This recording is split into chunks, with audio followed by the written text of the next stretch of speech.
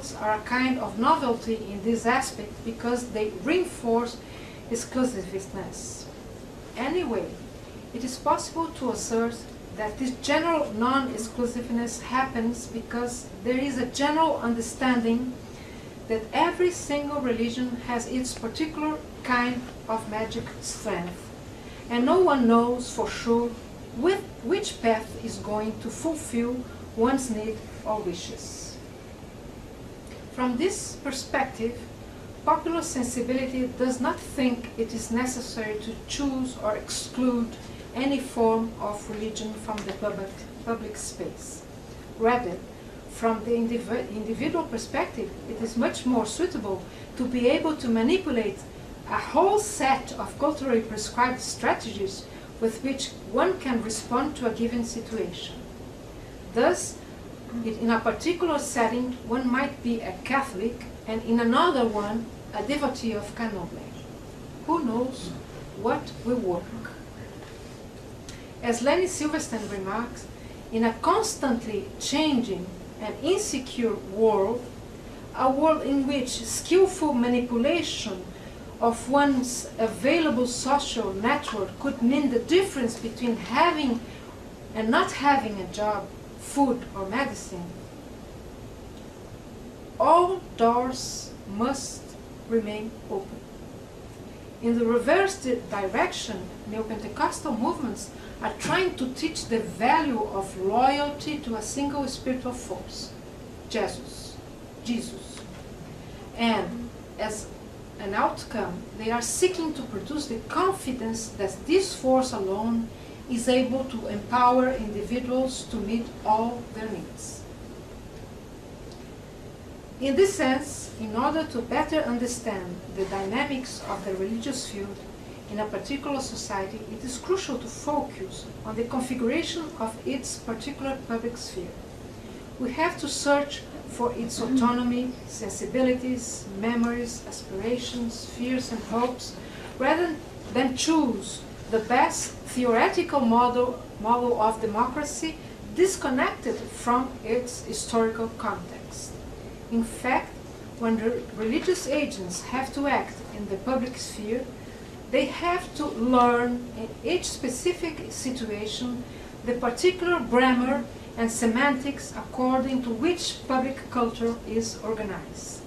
They usually learn that in practice by exposing themselves and challenge common sense.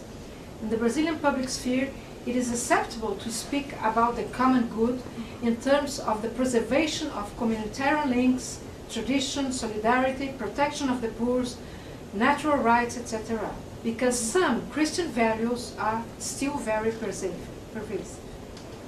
The particularities that characterize the historical formation of the Brazilian public sphere have modeled the civic space according to the Christian city. In this sense, when African religions, such as Candomblé, for instance, perform the rites publicly, they can only to do so in an acceptable way if they articulate their ambitions of visibility either to the Catholic Church or to the state's hegemonic political interests at the symbolical level. That was the case, for example, with the celebration of the street festival of Our Lord of the Good End in Salvador, Bahia. In this ceremony, the fulfillment of Candomblé's obligation takes place in a setting very much conditioned by religion's long years of religious persecution, from 1890 until 1960.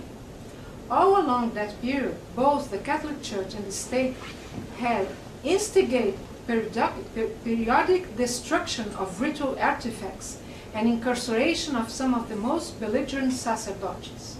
As a result, many cult houses were removed to the outskirts of the city, accessible only to the initiated and the well-informed. But by the 1976, government officials, the Cardinal of the Roman Catholic Church, and Candomblé sacerdotes attended side by side the annual Candomblé ceremony in which people washes the step of the Basilica of the Our Lord of the Good End. Something has changed in the social political context to have that. As we said before, in the domain of social norms and values, it is true that Afro-Brazilian religions do not promote any universal model of common good. But at that moment, a new merging of Catholic popular beliefs, African rights, and a national syncretic identity become possible and desirable due to the shifting relations between the Church and the dictatorial regime. The devotion to our Lord of Bofim is quite widespread in Bahia throughout all social classes. It has Portuguese roots, and in Brazil goes back to the 18th century when a noble officer brought the saint's images to Bahia. He also brought the Portuguese devotional tradition of washing of the church steps along with the image and started a brotherhood to propagate the cult upon his arrival.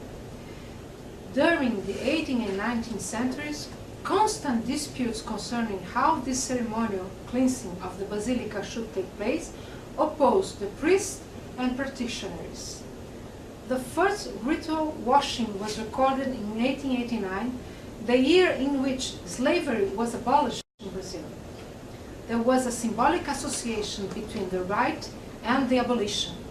As a consequence, Candomblé ceremonies progressively appropriate the devotion. From then to now, the ritual has been performed in many ways and has finally been restricted to the washing of the step that led to the Basilica of Our Lord de Bonfim.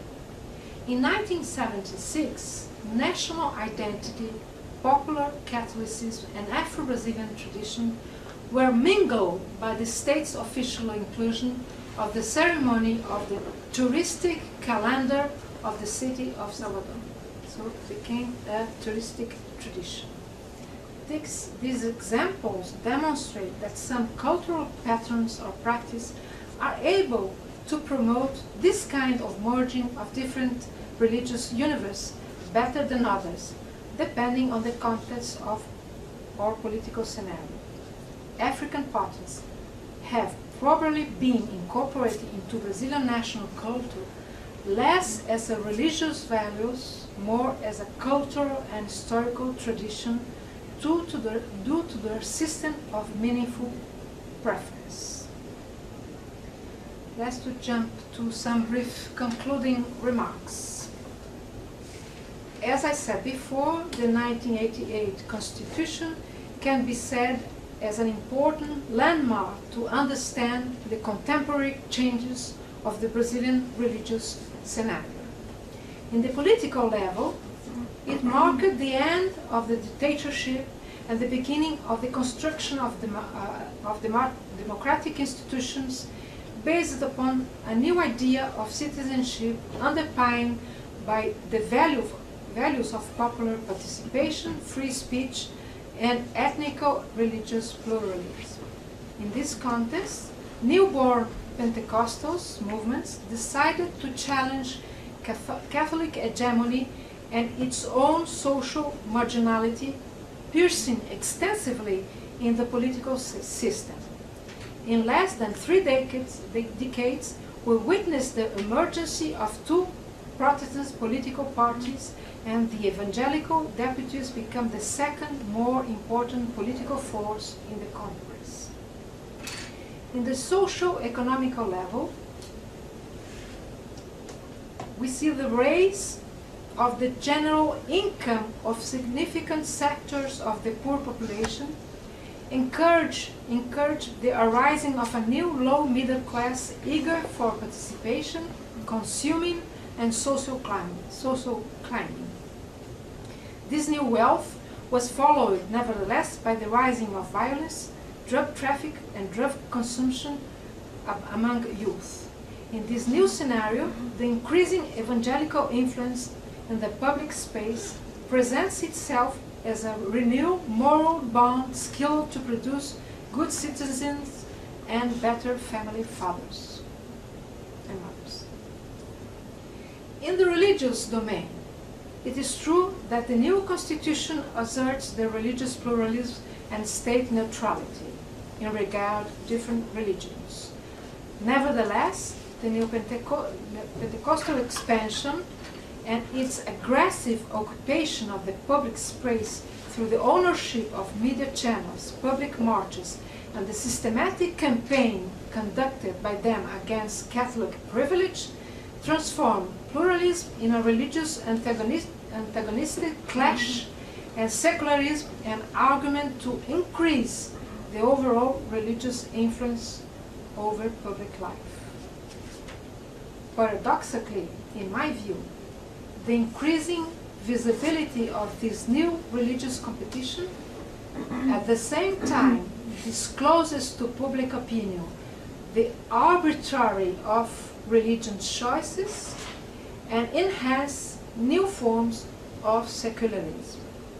In this sense, the same social force that generates religious influence produce at the same pace masses of persons unfulfilled by their churches and atheists and non-believers movements. This denaturalization of religious choices and symbols increases all at once religious competitiveness and the visibility of the non-believers, opening up personal positions before unavailable, undisclosed, or unimaginable in Brazilian society. Thank you very much.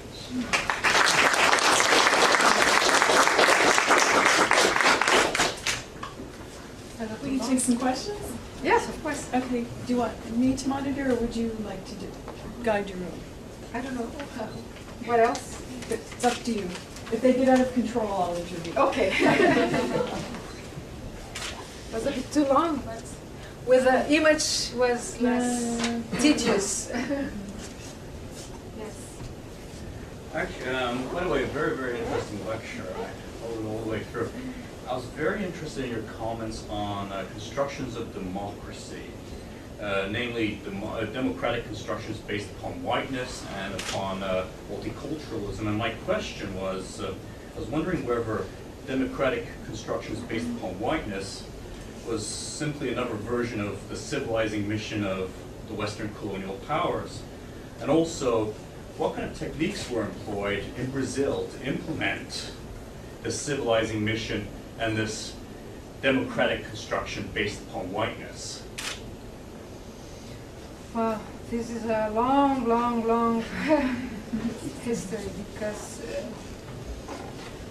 the racial intercourse began in colonial times, because Portuguese had no population, so they very fast they mixed with native. In the case of slaves also, but with the Indians. You know? And